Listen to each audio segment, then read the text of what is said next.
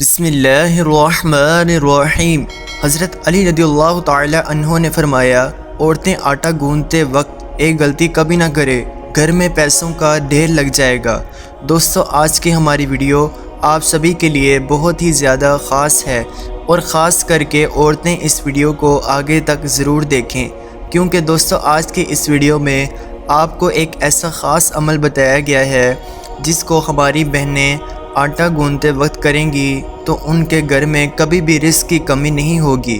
اللہ تعالیٰ ایسی عورتوں کی ہر دعا کو قبول فرمائے گا، اور ساتھ میں ہم آپ کو یہ بھی بتانے والے ہیں کہ رات کی بچی ہوئی روٹی پھینکنے سے گھر میں کون سا عذاب آتا ہے، اور بچی ہوئی روٹیوں کو کھانے سے گھر میں کون سی برکت آتی ہے۔ دوستو، ایک مرتبہ ایک عورت حضرت علی رضی اللہ تعالی عنہ کی پاک بارگاہ اقدس میں حاضر ہوئی اور دست ادب کو جوڑ کر گڑ گڑا کر عرض کرنے لگی، یا حضرت، میری دعائیں اللہ کی بارگاہ میں قبول نہیں ہوتیں، اور نہ ہی میرے پاس اتنا وقت اور طاقت ہے کہ میں ساری رات بیٹھ کر اللہ کی عبادت کر سکوں۔ مجھے آپ کوئی ایسا آسان سا عمل بتائیں جس کو کرنے سے اللہ کی بارگاہ میں میری دعائیں پوری ہو جائیں۔ بس اتنا سننا تھا۔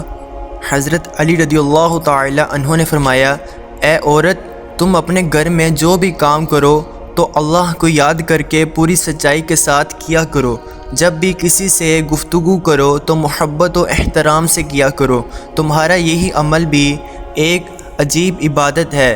اور اس کے ساتھ ساتھ تم جب بھی آٹا گوندنے بیٹھو تو ایک مرتبہ بسم اللہ شریف پڑھ کر اللہ سے یہ کہو کہ اے اللہ، تو نے اپنی اس بندی کو یاد کیا، تو نے مجھ تک رزق پہنچایا اور رزق پکانے کی طاقت تو نے مجھے عطا کی۔ اے اللہ، اپنے محبوب کے صدقے سے میری دعاؤں کو قبول فرما۔ اے عورت، یاد رکھنا، جب اللہ کا رزق انسان اپنے لیے یا اپنے گھر والوں کے لیے بناتا ہے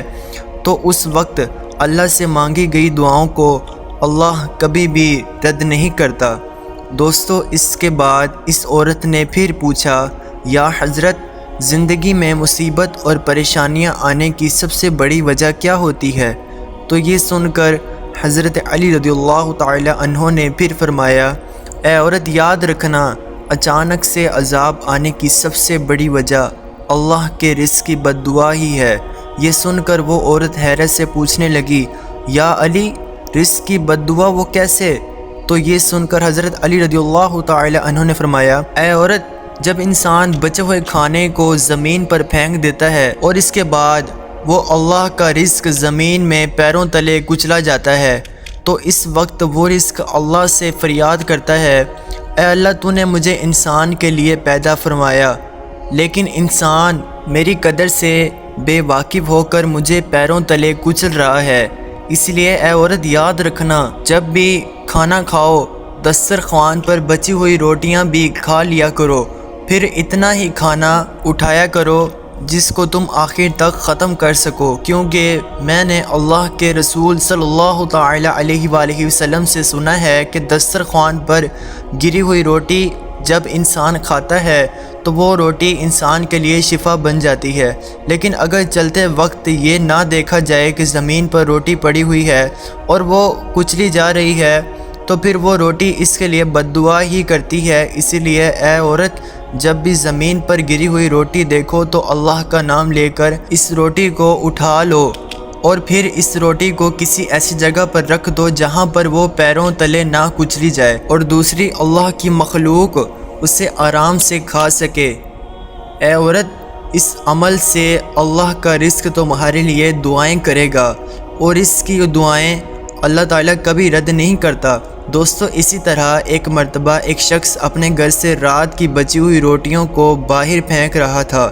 اسی وقت حضرت علی رضی اللہ تعالی عنہ نے اس شخص کو دیکھ لیا تو آپ اس شخص کے قریب گئے اور فرمانے لگے، اے شخص، یاد رکھنا، رات کی بچی ہوئی روٹی پر اللہ کا نور برستا ہے، رات کی بچی ہوئی روٹی میں برکت اور خوشحالی کی ضمانت ہوتی ہے۔ یہ سن کر وہ شخص عرض کرنے لگا، یا علی، وہ کیسے؟ تو آپ نے فرمایا، اے شخص، جب انسان اپنے سامنے کھانے کے لیے روٹی رکھتا ہے تو وہ روٹی خوشی سے اللہ کے دربار میں فریاد کرتی ہے، اے اللہ، تو نے مجھے پیدا کیا اور آج تیرا بندہ جیسے تو نے اشرف المخلوقات وہ مجھے کھا رہا ہے، لیکن افسوس جب انسان کچھ روٹی کھانے کے بعد کچھ روٹی کو بچا لیتا ہے تو پھر وہ روٹی پوری رات غمزدہ ہوتی ہے اور اللہ کے دربار میں فریاد کرتی ہے کہ اے اللہ،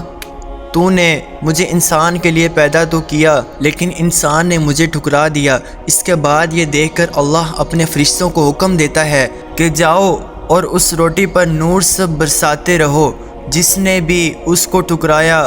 اس کے گھر سے برکت اٹھا لو، اور جو کوئی اس بچی ہوئی روٹی کو صبح اٹھ کر کھائے گا تو ایسا شخص خوب برکت اور رحمت پائے گا، کیونکہ اے شخص، میں نے اللہ کے رسول صلی اللہ تعالی علیہ وآلہ وسلم سے سنا ہے رات کی بچی ہوئی روٹیوں پر اللہ کا نور برستا ہے۔ اس لیے دوستو، کبھی بھی رات کی بچی ہوئی روٹیوں کو باہر نہ پھینکا جائے بلکہ صبح ان کو گرم کر کے کھا لیا جائے۔ آج کے دور میں اللہ تعالیٰ کی ہر طرف سے رزق کی اتنی فراوانی ہے، اتنی ہی اللہ تعالیٰ کی ناشکری کی جاتی ہے، اور اسی طرح رزق کی ناقدری بھی۔ تو حق تو یہ بنتا ہے کہ جتنی ہمارے اوپر اللہ تعالیٰ کی نعمتوں کی فراوانی اور وسعت ہے، ہمیں اتنا ہی زیادہ شکر ادا کرنا چاہیے۔ شکر ادا کرنا تو دور کی بات ہے، ہم اللہ کے فرائض پورے نہیں کرتے۔ اگر ہم اپنے گھروں میں نظر دوڑائیں تو جس طریقے سے ہمارے گھروں میں روٹی ضائع ہوتی ہے وہ کسی سے مخفی نہیں ہے۔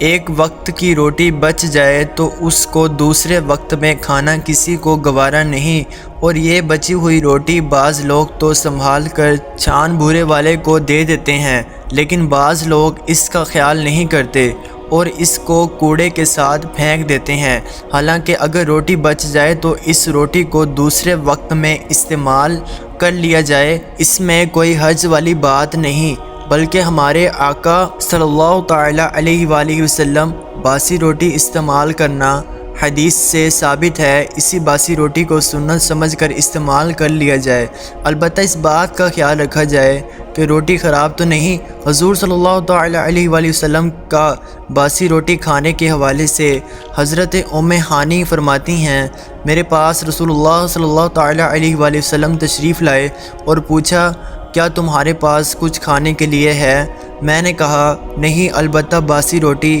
اور سرکہ ہے۔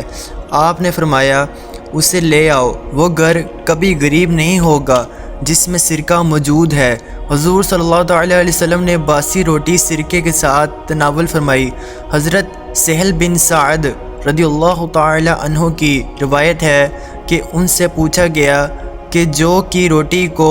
نبی صلی اللہ تعالی علیہ وآلہ وسلم کیسے پکاتے تھے،